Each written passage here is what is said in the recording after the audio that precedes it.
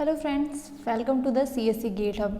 आज हम B tree construction देखेंगे। बेसिकली हमारे पास जो हम DBMS में इंडेक्स स्टोर की वैल्यूज़ स्टोर करने के जब हम ट्री स्ट्रक्चर में उन्हें स्टोर करते हैं, ये बेसिकली फाइल एंड इंडेक्सिंग का टॉपिक है। हमारा लास्ट टॉपिक होता है जब हम ट्रीज़ की बात करते हैं, उसमें बैलेंस ट्रीज आते हैं जिसमें AVL ट्री भी आता है। बट जो गेट में क्वेश्चन आते हैं वो B tree and B+ tree से रिलेटेड है, क्योंकि की रिकॉर्ड पॉइंटर्स और उन सब के अकॉर्डिंग यहाँ पे कुछ क्वेश्चन बनते हैं। जैसे आपसे लास्ट वो जो क्वेश्चन होता है वो कुछ इस तरह का होता है, आपसे एक पूछा गया होगा, ट्री गिवन होगा, बेसिकली ट्री की डिटेल्स गिवन होंगी, नॉट अबाउट ट्री की डिटेल्स गिवन होंगी कि उसका ऑर्डर क्या है, रिकॉर्ड साइज क्या है, उसका पॉइंटर क्या साइज है, की वैल्यू क्या है उसकी। Then they will ask what will be the possible block size for the internal node, external node for the B tree, B+ tree. इस तरह से आपके पास क्वेश्चन होगा। तो बेसिकली वो क्वेश्चन हमें क्या करना होता है, सॉल्व करने होते हैं। बट समटाइम्स क्या एक बार ही आया अभी तक ऐसा कि आपको कुछ नोट्स गिवन है एंड फिर उन्होंने वैलिड बी ट्री या B+ ट्री उसका पूछा गया है। तो हम पहले B एंड B+ ट्री का कंस्ट्रक्शन देखते हैं एंड देन हम लास्ट जो वीडियो बनाएंगे इसकी, उसमें इंपॉर्टेंट जो क्वेश्चंस आए हुए हैं B+ ट्री से रिलेटेड वो क्वेश्चंस डिस्कस करेंगे। तो स्टार्ट करते हैं। आज के पार्ट में हम बी ट्री का कंस्ट्रक्शन देखेंगे, नेक्स्ट पार्ट में B+ ट्री का कंस्ट्रक्शन देखेंगे और मेजर डिफरेंस क्या होता है दोनों में, एंड देन थर्ड पार्ट में हम इंपॉर्टेंट गेट के क्वेश्चंस डिस्कस करेंगे इसके। So let's start the B tree construction. B tree construction क्या होता है, जब हम बी ट्री की बात करते हैं तो उसमें बेसिकली क्या है, B tree is not about जैसे कि इसमें कुछ ऑर्डर्स गिवन होंगे, पॉइंटर्स कीज गिवन होंगे, उसके अकॉर्डिंग हमें क्या करना है, तो कुछ स्टोर करनी होती है वैल्यूज़।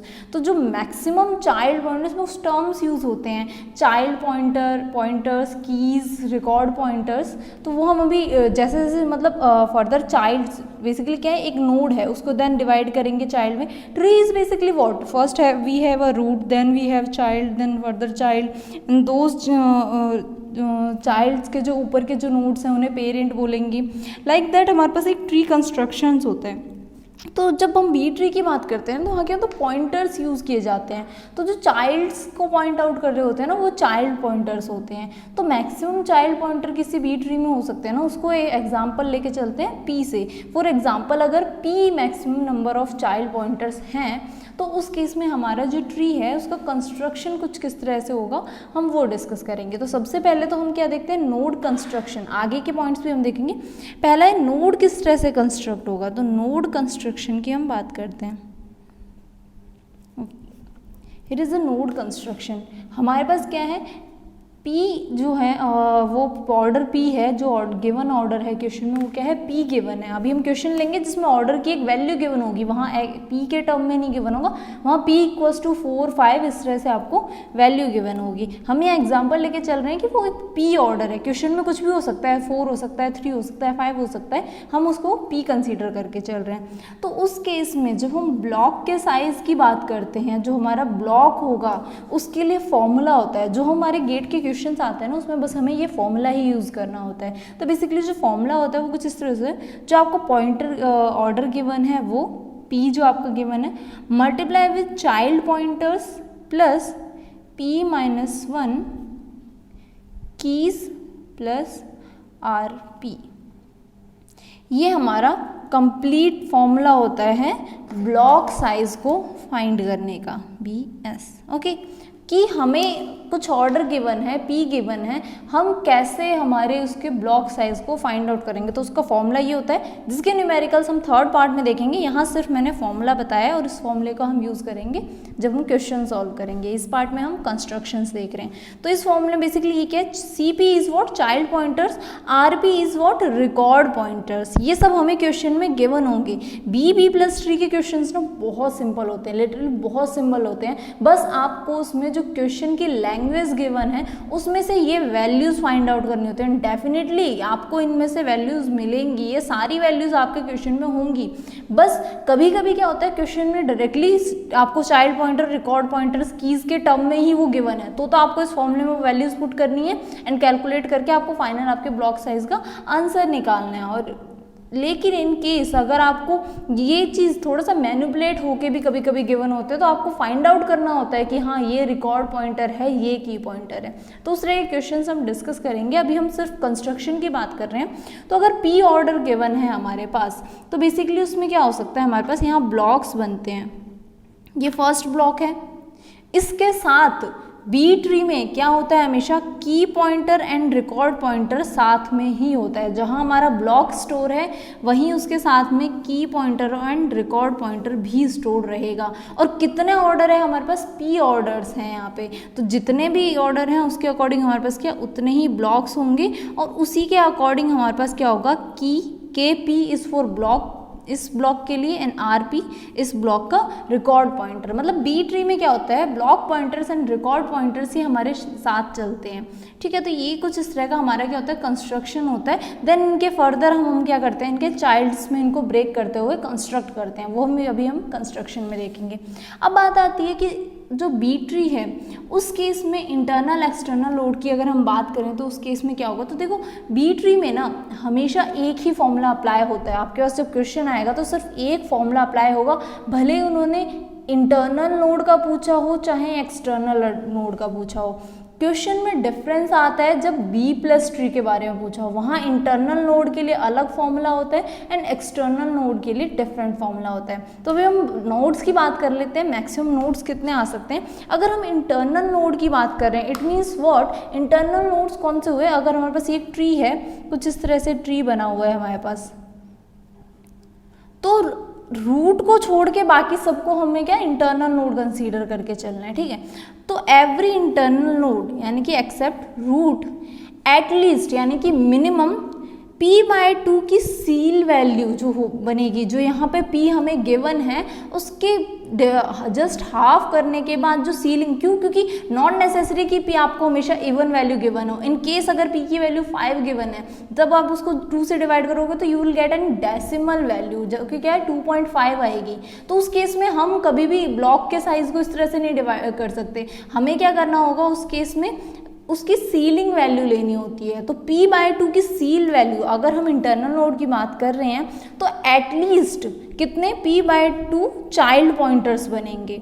ठीक है, और कीज क्या होते हैं, जितने भी चाइल्ड पॉइंटर्स होते हैं या पॉइंटर आपको गिवन है उसके जस्ट 1 माइनस होता है, -1 करते ही हमें क्या मिल जाता है, नंबर 1, मतलब नंबर ऑफ कीज मिलती हैं। तो अगर p/2 चाइल्ड पॉइंटर्स हैं तो नंबर ऑफ कीज कितनी बनेंगी, p/2 की सील वैल्यू -1 हमारी क्या होंगी, कीज होंगी। ये है मिनिमम एंड मैक्सिमम यानी कि एटमोस्ट कितनी हो सकती हैं, p ऑर्डर गिवन है तो p के अकॉर्डिंग p चाइल्ड पॉइंटर हो सकते हैं एंड p-1 आपकी क्या होगी, की वैल्यूज होंगी।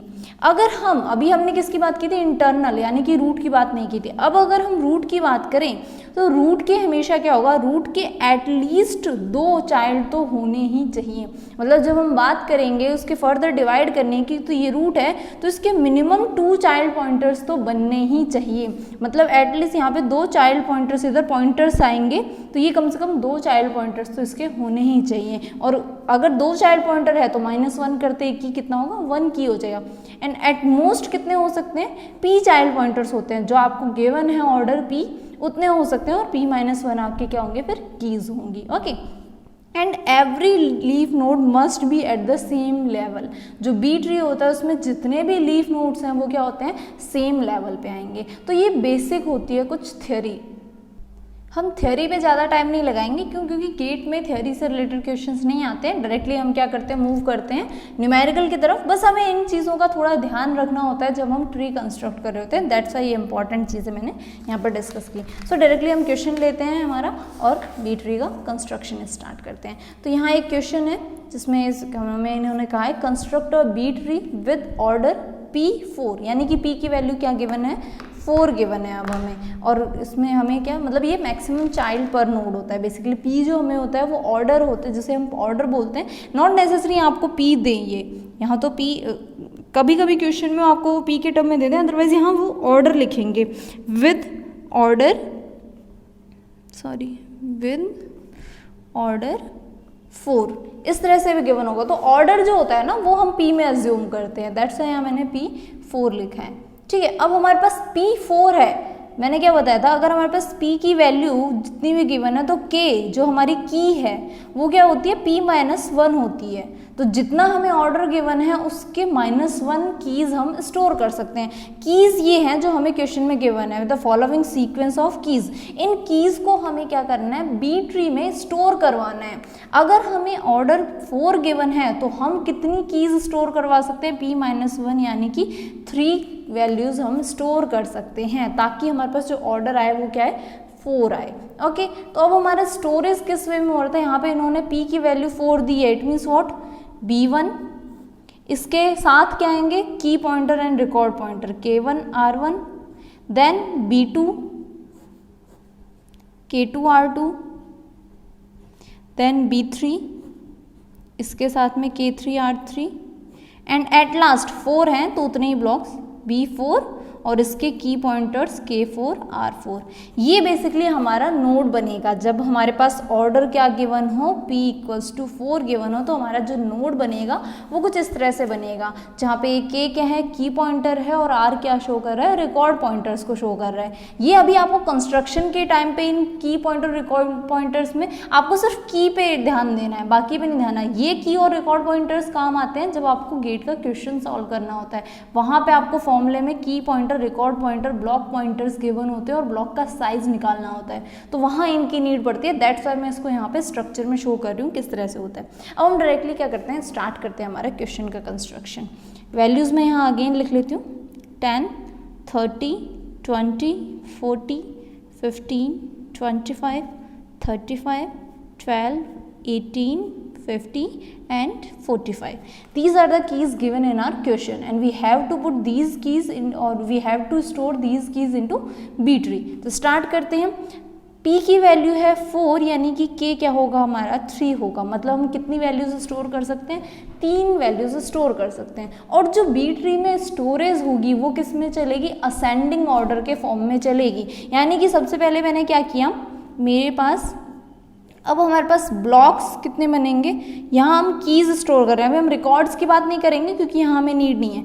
ब्लॉक्स, हमारे जो ब्लॉक पॉइंटर्स हैं वो कितने बनेंगे, 4, एंड कीज़ वैल्यू कितनी बनेंगी, 3। तो ये हमारी की है और ये चारों क्या है, ब्लॉक के ये पॉइंटर्स हैं जो P के टर्म में या BP के टर्म में भी गिवन होते हैं, ब्लॉक पॉइंटर्स के टर्म में, ठीक है। तो ये चारों हमारे क्या हो गए, ये वाले तो पॉइंटर्स हो गए, और यहाँ हमारी क्या होंगी, की वैल्यूज़। तो अब जो वैल्यूज़ स्टोर होगी वो कैसे होगी, सबसे पहले हमें क्या इंसर्ट करना है, जो वैल्यू हम इंसर्ट करेंगे उनको मैं क्रॉस करते हूँ। सबसे पहले मैंने क्या कर दिया, 10 को इंसर्ट किया, तो मैंने 10 यहाँ इंसर्ट कर दिया। आफ्टर दैट क्या है, 30, अभी 30 है असेंडिंग ऑर्डर में, तो 10 से ठीक है यहाँ आ जाएगा, नो प्रॉब्लम। अब जैसे ही 20 आएगा हमें क्या करना है, 20 को इंसर्ट। अब मैं 20 को अगर यहाँ इंसर्ट करूँगी तो क्या ये इंक्रीजिंग ऑर्डर में रहेगा, नहीं।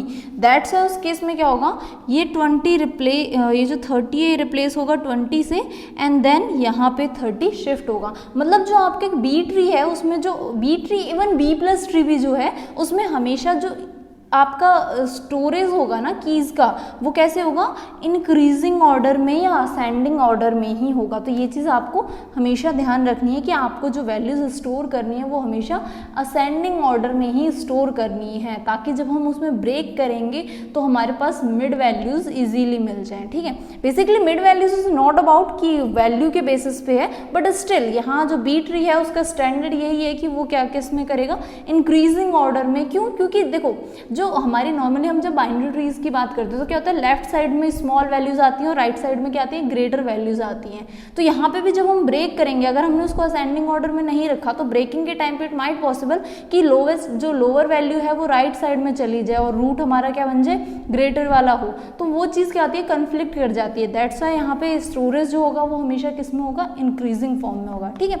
तो फर्स्ट नोड हमारा जो बना, आगे हम डायरेक्टली स्टोर करेंगे। ये जस्ट आपको मैंने एक्सप्लेन करने के लिए बताया था कि हमारा स्टोर किस तरह से होता है। तो एक्चुअल में हमारी जो वैल्यूज़ हैं वो इस तरह से स्टोर हो गई। इनिशियली हमारे पास 3 की वैल्यूज़ थी, तीनों की वैल्यूज़ को हमने क्या कर दिया, डायरेक्टली स्टोर कर दिया। अब जब हमें 40 को स्टोर करना है तो क्या हमारे पास यहाँ कोई ब्लॉक अवेलेबल है, नहीं है। क्यों, क्योंकि हमारे पॉइंटर्स 4 हो सकते थे, यहाँ चारों के चारों पॉइंटर्स आ गए और कीज़ कितनी 3 हो सकती थी, हमने 3 कीज़ को स्टोर कर दिया।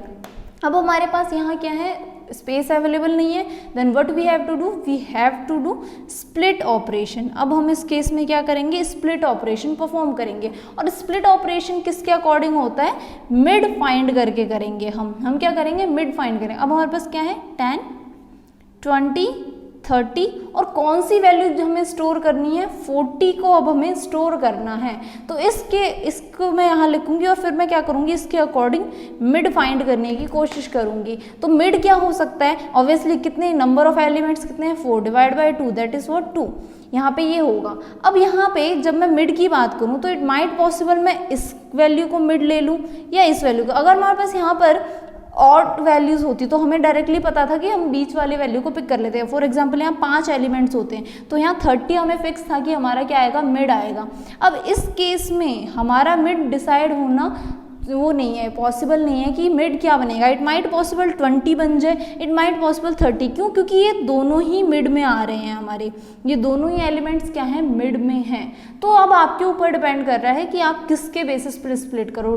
अगर आप इससे भी स्प्लिट कर दोगे तब भी आपका वैलिड बी ट्री है। ऐसा जरूरी नहीं है कि आपके उस क्वेश्चन आंसर को गलत कहा जाए। इट्स अपॉन यू कि आप कौन से नोड से ब्रेक कर रहे हो। जब आपके पास कन्फ्लिक्टिंग मिड आते हैं ना तो उस केस में आप किसी भी मिड को लेके ब्रेक कर सकते हो, वो आंसर भी आपका क्या होगा, सही होगा। बट अगर आपको गेट में ये क्वेश्चन देते हैं, हालांकि गेट में ये क्वेश्चन नहीं आता है कंस्ट्रक्शन ऑफ बी ट्री का, बट स्टिल अगर वो आपसे देते हैं तो उस केस में आप पहले ट्रीज के लिए जो ऑप्शंस गिवन है ना, उन ऑप्शन को देख लो। आपको ऑप्शन को देखते ही, अगर आपकी प्रैक्टिस है ना, बी ट्री का कंस्ट्रक्शन आपको अच्छे से आता है, तो आपको ऑप्शन देखते ही पता चल जाएगा कि वो कौन सा मिड पिक कर रहे हैं। तो उस केस में भी आपके लिए कोई ज़्यादा प्रॉब्लम नहीं होगी, आप वहाँ से ऑप्शंस के अकॉर्डिंग अपने ट्री का कंस्ट्रक्शन कर सकते हो।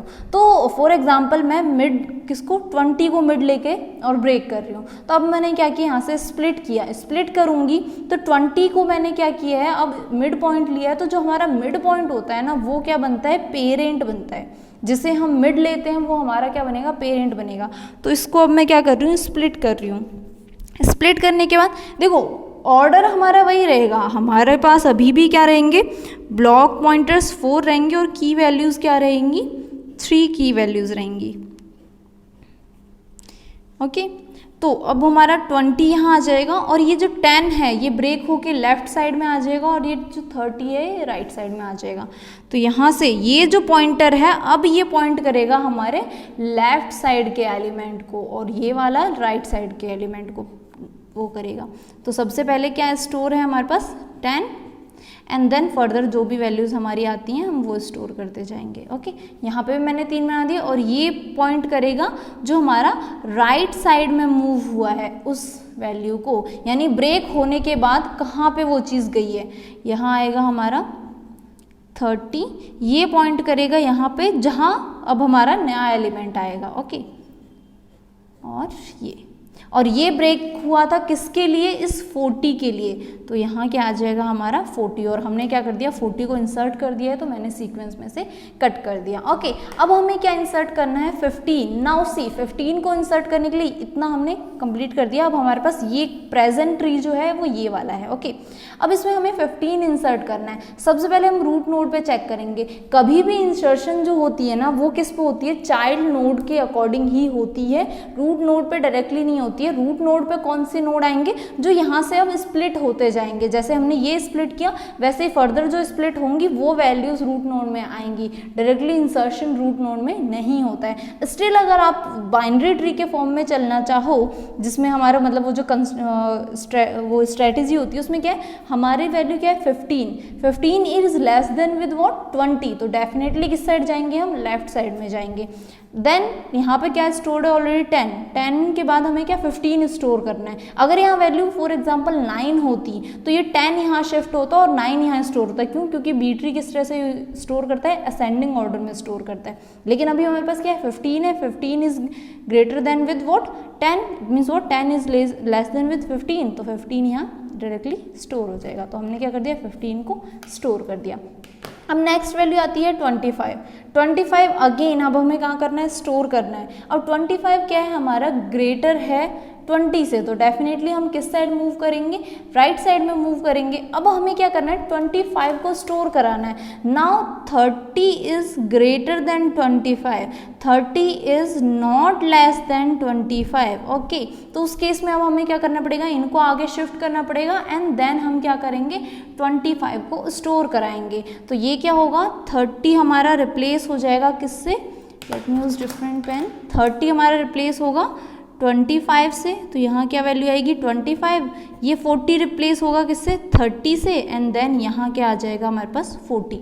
तो हमारा जो ये नोड बना ये कुछ इस तरह से बना, 25, 30 एंड 40, ये हमारा ये नोड रहेगा।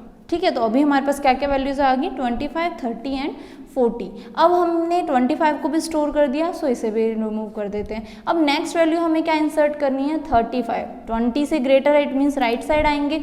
यहाँ पे ऑलरेडी हमारे सारी कीज स्टोर हो चुकी हैं, तो अब हमें क्या करना है, स्टोर करना है। तो अगेन हमें क्या परफॉर्म करना पड़ेगा, स्प्लिट ऑपरेशन परफॉर्म करना पड़ेगा। बट स्प्लिट करने से पहले हमें इस 35 को इसमें अरेंज करना पड़ेगा कि कहाँ आएगा, तो किस ऑर्डर में आएगा, देखो 25 है हमारे पास, 30 है, 35 यहाँ आएगा, देन 40 आएगा। स्प्लिट ऑपरेशन से पहले भी आपको क्या असेंडिंग ऑर्डर में ही रखना है। यहाँ तो हमारे पास बाय डिफ़ॉल्ट 40 आया था, लास्ट में हमने रख दिया, लेकिन जब आप स्प्लिटिंग भी करोगे ना तब भी आपको किसके बेसिस पे, जहाँ पे वो वैल्यू आएगी ना उसी के अकॉर्डिंग ही आपको स्प्लिटिंग परफॉर्म करनी है। ऐसा नहीं कि आप यहाँ 40 यहाँ 35 लिख दो, क्यों, जो मैनर आपका बनेगा ना स्टोर करते वक्त, स्प्लिटिंग भी उसी मैनर में करनी है, तो ये ऐसा नहीं आएगा।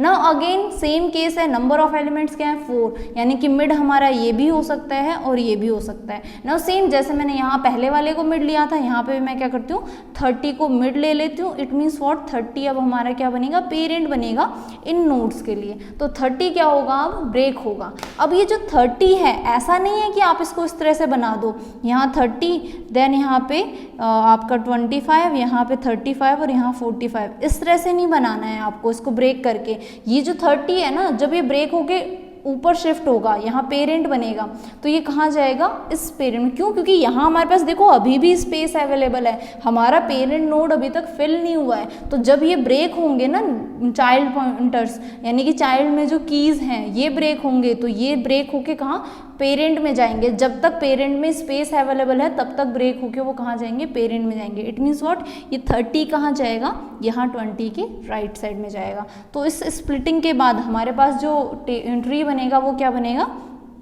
20,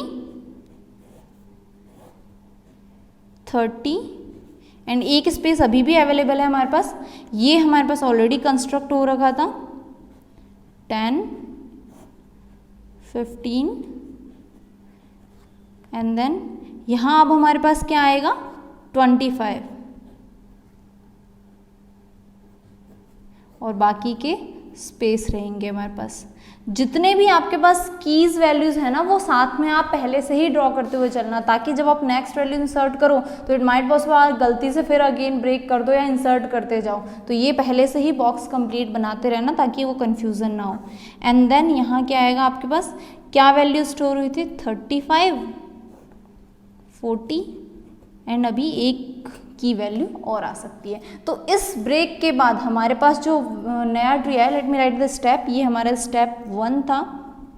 देन यहाँ पे हमने सारे वैल्यूज इंसर्ट की थी, ये तीनों हमने एक बार में इंसर्ट कर दी थी क्योंकि असेंडिंग में था। इट्स अपॉन यू, आप चाहो तो इसको 3 स्टेप में भी इंसर्ट कर सकते हो। पहले 10 को करो फर्स्ट स्टेप में, देन 30 को करो, देन 20 को करो, तो वो आप पे है। हम यहाँ पे डायरेक्टली कंस्ट्रक्शंस कर रहे हैं, तो यहाँ पे कोई प्रॉब्लम नहीं थी फर्स्ट स्टेप में, तो मैंने तीनों वैल्यूज़ को असेंडिंग ऑर्डर में यहीं स्टोर कर दिया। आफ्टर दैट हमें ये स्टेप 2 में ये वाला डायग्राम मिला था, यानी ये ट्री मिला था। एंड देन अभी हम स्टेप 3 पे हैं जहाँ हमें ये डायग्राम मिला है। ओके, अब नेक्स्ट वाले देखो हमने क्या स्टोर कर दी, 35 स्टोर कर दी। अब हमें क्या करना है, 12 स्टोर करना है।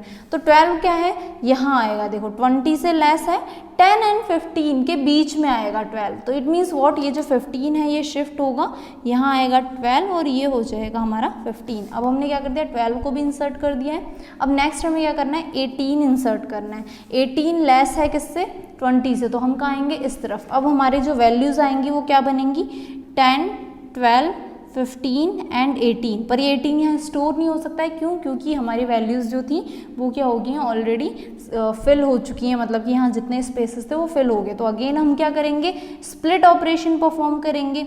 स्प्लिट करेंगे तो क्या करेंगे, मिड फाइंड करेंगे। तो 2 मिड हैं यहाँ पर भी हमारे पास 12 या 15, जैसे मैंने पहले में भी क्या लिया था, पहले वैल्यू को मिड लिया था, यहाँ पे भी मैं सेम पहली वैल्यू को ही ले लेती हूँ। इट्स अपॉन यू, ऐसा यहाँ कोई कंपल्सरी नहीं है। बी प्लस ट्री में कंपल्सरी होता है बायसिंग के केस में कि लेफ्ट बायसिंग करनी है, राइट बायसिंग, सिर्फ वो कंपल्सरी होता है। मिड आप चाहो तो यहाँ मैंने जरूरी नहीं किया, मैंने पहले वाले को मिड लिया था तो अब मैं यहाँ 15 को नहीं ले सकती, आप चाहो तो ले सकते हो, बट एक प्रॉपर मैनर में चलना हो ताकि कन्फ्यूजन ना हो, तो आप एक ही तरह का मिड चूज करो तो बेस्ट है। तो मैंने यहाँ क्या किया, 12 को अब मैं मिड चूज करूंगी। अब जब मैं 12 को मिड चूज करूंगी, इट मीन्स व्हाट, 12 हमारा क्या बनेगा, पेरेंट बनेगा। तो देखो यहाँ पे अभी भी हमारे पास क्या है, एक जगह स्पेस अवेलेबल है। इट मीन्स ये ब्रेक होके एक लेवल और नीचे नहीं जाएगा, क्यों? क्योंकि हमारे पास स्पेस अवेलेबल है। इट मीन्स व्हाट, 12 हमारा इस वाले नोड में आएगा। और किस तरह से आएगा, ये 20 यहाँ शिफ्ट होगा, ये 30 यहाँ शिफ्ट होगा, और यहाँ स्टार्ट में क्या आएगा, 12 आएगा। इस नोड को हम वापस से कंस्ट्रक्ट कर लेते हैं। एक बार मैं सीक्वेंस लिख लेती हूँ कंप्लीट। हमने क्या क्या इंसर्ट कर दिया था, 10, 30, 20, 40, 15, 25, 35, 12, ये चीज़ें हम ऑलरेडी इंसर्ट कर चुके हैं, इन्हें मैं क्रॉस कर देती हूँ। एंड देन अब हम किसकी बात कर रहे हैं, 18 की, 50 एंड 45 वो भी पेंडिंग है। और नोड हमारा क्या हुआ है, ये ब्रेक हुआ है। तो ये ब्रेक होकर 12 कहाँ जाएगा, हमारा ऊपर शिफ्ट होगा और असेंडिंग ऑर्डर में रहेगा। तो अब जो नोड बनेगा वो मेरा क्या बनेगा, 12 पहले आएगा, क्यों? क्योंकि यहाँ पे 12 जब शिफ्ट होगा तो क्या होगा, 20, 30 एंड 12 ये चीज़ आएगी। बट 12 हमारे बी ट्री में क्या है, इंक्रीजिंग ऑर्डर में रखेगा। तो ये 20, 30 शिफ्ट होंगे, 12 आगे आएगा, एंड ये हमारा क्या बनेगा, नोड बनेगा। तो यहाँ पे सेम वही मैं बना रही हूँ, 12 देन 20 एंड देन 30। एंड ये जो हमारे नोड थे ये ब्रेक हुए हैं अब। तो लेफ्ट साइड में क्या आएगा आपका, 10 आएगा। देन यहाँ पे हमारे पास क्या आएगा, 15 एंड 18। 18 जस्ट रिसेंटली अभी हमने इंसर्ट किया है, 15 पहले से था हमारे पास। ओके, ये हो गया। और उसके बाद बाकी का जो आपका डायग्राम था वो रिमेनिंग वैसा ही आ जाएगा। यहाँ आएगा 25 एंड लास्ट जो आपका यहाँ पे इंसर्ट था, मैं इसको यहाँ नीचे कर देती हूँ। ओके, यहाँ पे हमारे पास क्या था, 35 एंड 40 ये स्टोर था। तो मैं इसको यहाँ स्टोर कर देती हूँ, 35, 40 और एक स्पेस अभी अवेलेबल है हमारे पास। ओके, तो ये हमारे पास ये डायग्राम था जो अभी नेक्स्ट स्टेप में ये हुआ। अब हम फर्दर चलते हैं। 18 स्टोर हो चुका है हमारा। अब हमें क्या स्टोर करना है, 50 स्टोर करना है। 50 कहाँ आएगा, यहाँ आएगा, सिर्फ यहीं पे पॉसिबल है, ग्रेटर वैल्यू है, राइट साइड में आएगा, असेंडिंग ऑर्डर में है, नो प्रॉब्लम। हमने 50 को इंसर्ट कर दिया। अब हमें क्या इंसर्ट करना है, 45, और 45 भी 30 से ग्रेटर है। इट मीन्स व्हाट, यहाँ आएगा। तो किस मैनर में आएगा, 35, 40, 45 एंड 50, यही असेंडिंग ऑर्डर बनेगा हमारा।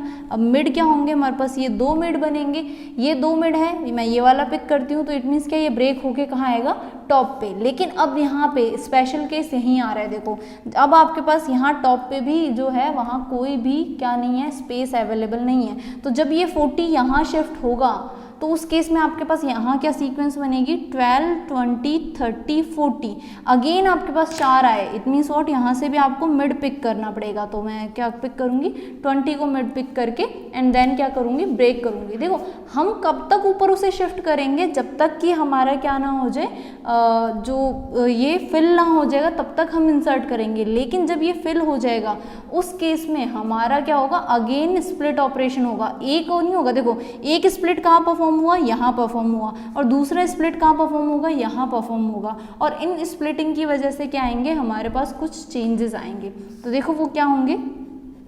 फर्स्ट तो क्या है, ये हमारा स्प्लिट हुआ, पहले मैं इसको स्प्लिट कर लेती हूँ, ये भी स्प्लिट होगा, इसको भी मैं बता देती हूँ। ये स्प्लिट होके कैसे बन रहा था, 40 हमारा टॉप पे जा रहा था, यहाँ 35 एंड देन 45 एंड 50 कुछ इस तरह का बनता, ठीक है। एंड देन ये स्प्लिट हो रहा। अब ये जो 40 है ना, ये कहाँ इंसर्ट होगा वो मैं बताने के लिए पहले स्प्लिट किसको करती हूँ, इस रूट नोड को। तो रूट नोड में क्या है हमारा 12, 20, 30, मैं किसको रूट पिक कर रही हूँ, 20 को। तो मतलब हमारे रूट नोड में क्या आया, 20 बाकी के स्पेसेस रहेंगे।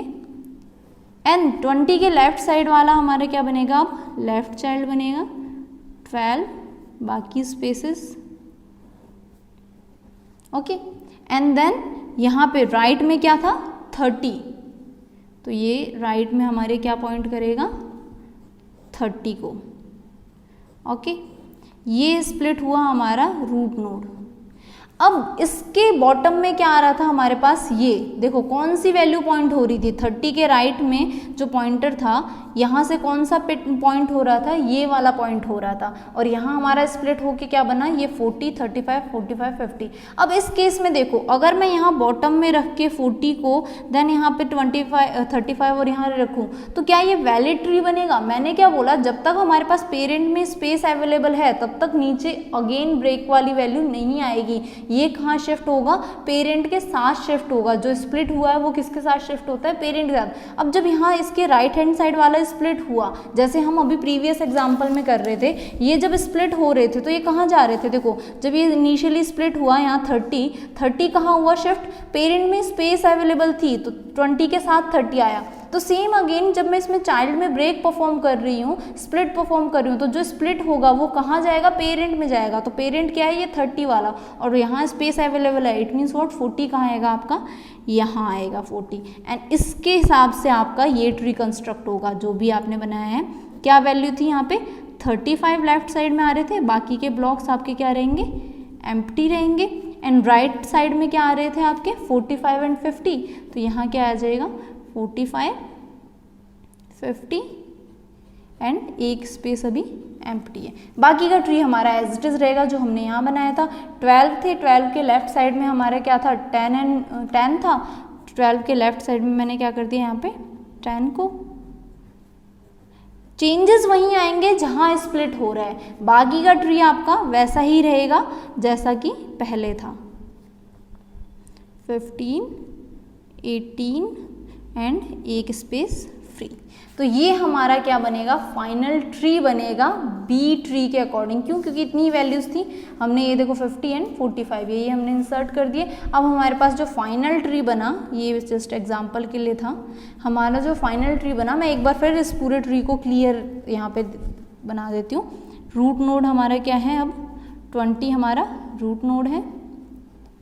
एट लास्ट आप ये रिमेनिंग पॉइंटर्स बनाओ ना बनाओ नो प्रॉब्लम, क्योंकि आपको वहाँ क्वेश्चन के टर्म में भी क्या गिवन होगा, इस तरह से 20 गिवन होगा, देन 12, 30, 40 इस तरह से गिवन होगा, नो प्रॉब्लम। आप चाहो तो डायरेक्टली वैसे भी कंस्ट्रक्ट कर सकते हो।